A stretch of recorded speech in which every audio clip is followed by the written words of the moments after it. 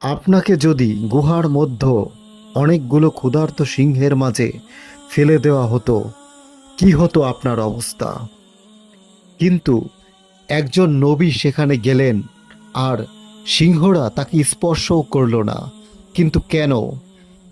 চলুন শুনি আজকে হজরত দানিয়াল আলাইসাল্লামের সেই অলৌকিক ঘটনা। হজরত দানিয়াল আলাইসাল্লাম ছিলেন আল্লাহর একজন প্রিয় নবী। তিনি সত্য কথা বলতেন, মানুষের সৎ পথে চলার দাওয়াত দিতেন। একবার তিনি এক বাদশাকে সত্য বলার কারণে রাগিয়ে দেন। বাদশাহ ও তার মন্ত্রীরা চক্রান্ত করে তাকে শাস্তি দেওয়ার পরিকল্পনা করেন। তাকে ফেলে দেওয়া হয় একটি গুহার মধ্যে। সেখানে ছিল অনেকগুলো ক্ষুধার্ত সিংহ। মানুষ ভাবল এখনই তার মৃত্যু হবে, কিন্তু না, সিংহগুলো তার দিকে তাকিয়েই বসে রইল।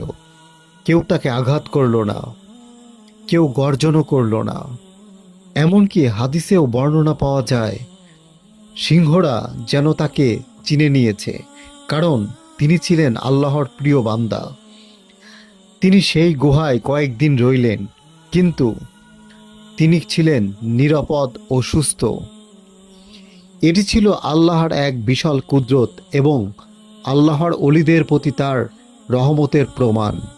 এই ঘটনা আমাদের শেখায়, যদি আমরা আল্লাহর পথে চলি, আল্লাহর প্রতি ভরসা করি, তাহলে দুনিয়ার ভয়, বিপদ, এমনকি হিংস্র জানোয়ারের মধ্যেও আল্লাহ আমাদের রক্ষা করবেন।